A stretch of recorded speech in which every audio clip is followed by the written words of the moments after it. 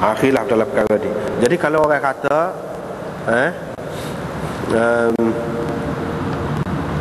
dalam ahli sunnah ni ada mut'ah itu halal, boleh, sah, itu tak betul.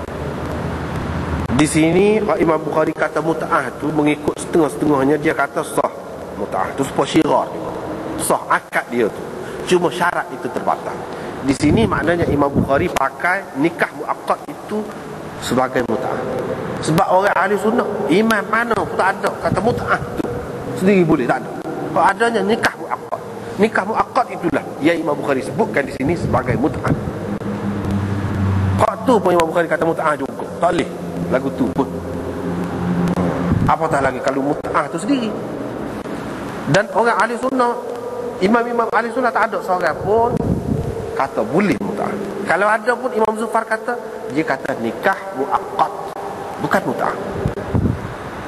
Kalau Imam Bukhari kata mut'ah, ini istilah dia, istilah dia, bukan mut'ah yang sebenarnya. Tak ada seorang pun ulama dalam ahli sunnah ni mengatakan mut'ah tu harus, boleh, tak ada. Kalau Zufar hak kata tu pun dengan lafaz nikah muaqqad, itu pun dia kata hak tempoh tu terbatal, tak ada. Hakikatnya tak ada lah, hakikat mut'ah tu tak ada, cuma nampak serupa lah sekali tengok, sekali tengok. Jadi helahnya duduk di mana? Duduk seperti tadilah. Kalau kita andaikan macam tadi, itu helahnya. Tetapi kalau mengikut pendapat orang-orang lain, tak boleh nak helah lah, tak boleh nak guna ini sebagai helah, nak berakap macam budak, seorang budak muda yang seseorang tua tu kenal nak menantu tu, tak boleh nak berakap, tak ada ruang. Kalau kita pakai hak Zufar ini ada ruang. Macam tadi lah contohnya, itu helah. Dengan helah itu dia dapat memerangkap anak muda tadi untuk jadi menantu dia, dan jadi menantu tu buat selama-lamanya gitu.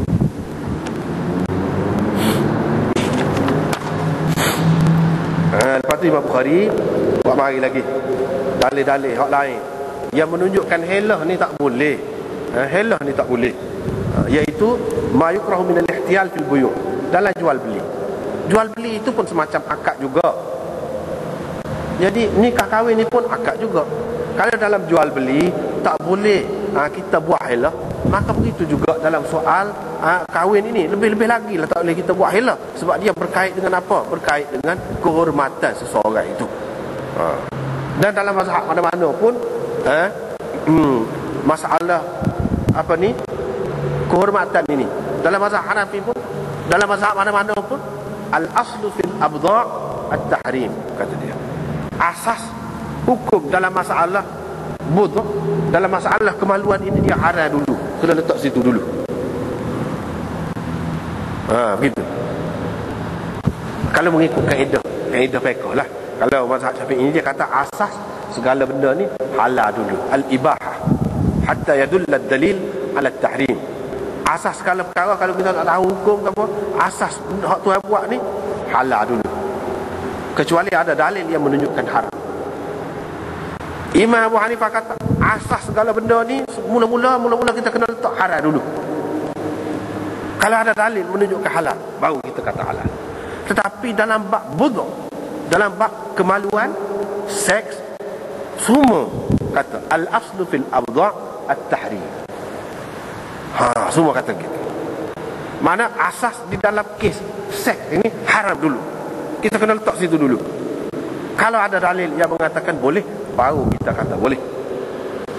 Jadi kalau dalam bab jual beli itu tak boleh kita nak buat helah. Sedangkan jual beli itu bukan perkara apa ni berkait dengan seks. Apatah lagi dalam perkara seks, lagilah tak boleh kita nak buat helah. Itu Imam Bukhari nak apa dibuat tajuk ni dengan maksud itulah. Dia nak qiyas, berdasarkan qiyas aulawi. Tidak boleh dihalang lebihan air untuk dihalang dengannya lebihan rumput. Itu hadisnya. Seorang tu dia ada telaga, dia gali telaga dalam hutan, dia gali telaga dalam hutan. Telaga tu jadi hak dia lah, bukan dia gali. Tenaga dia, habis belanja dia, boleh ke dia? Di sekeliling, kawasan sekeliling tu ada rumput banyak. Orang-orang boleh lah, kalau nak bagi lembu, nak bagi kambing situ, nak bagi lembu, nak bagi kambing situ, boleh. Sebab apa? Sebab hak sekeliling tu bukan hak dia. hak kerajaan lah, kita kata hak kerajaan. Hak kerajaan, hak umum. Tetapi di situ tak ada satu pun telaga. Dia hanya tak bui. Dia tak bui air telaga dia kepada orang hak mari ni apa?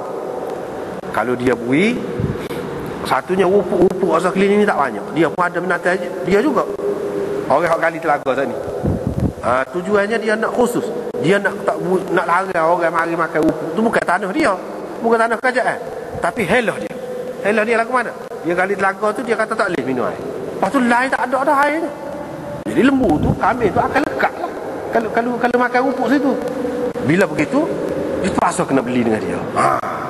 Itu helah dia. Dia tak kata kena beli lah baru boleh. Dia tak kata lah begitu. Tak boleh makan rumput sini. Dia tak kata. Cuma dia tak sibui air. Bila tak sibui air, dengan sendirinya orang-orang tak akan buat mari. Binatang tu situ sebab apa?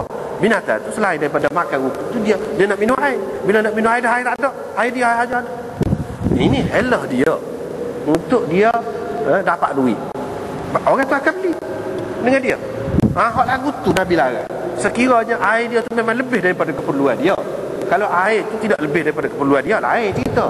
Ni air tu memang lebih daripada keperluan dia. Tiba-tiba dia buat helah. Supaya apa? Supaya susah orang. Bila orang susah, orang pun akan beli air dengan dia. Satu helah.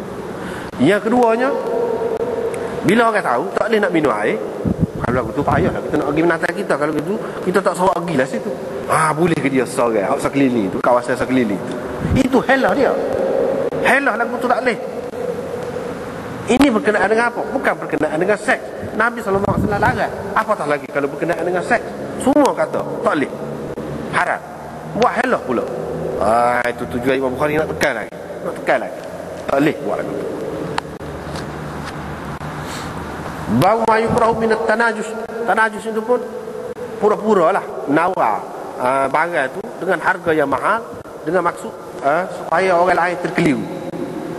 Barang ni mahal ni, kita jumpa dah tak boleh dengan harga ni. Mana pun jumpa tak boleh dengan harga ni, murah ni lagu ni. Kalau kita 200 kita nak lagi, kita kata hak tepi kita ni tak tahu ke satu. Hak ni mari pula dah bukan 200, 300. Boleh lagi kata dia. Ni padahal harganya 100 ya. Sebenarnya hak kata 200, 300 dia tidak nak barang tu. Dia nak mengeliru orang sebelah dia. Maka orang sebelah dia ni pun rasa molek lah barang ni. Jadi dia mari jauh. Moga bukan orang situ. Kalau tak beli sekali ni balik, bila pula tak boleh beli? Dia pun beli. Nabi SAW larang tanajus. Jadi pura-pura menaikkan harga barang. Kononnya barang tu memang bermutu, memang baik, memang berharga, untuk mengelirukan orang lain. Ini masalah barang-barang biasa. Tak boleh. Nabi SAW larang kan. Bila larang, hak tu lebih-lebih lagi lah kalau mengelirukan. Tak boleh juga. Kalau mengelirukan tak boleh. Bau ma yunha minal qida' fil bayn. Wallahu a'lam.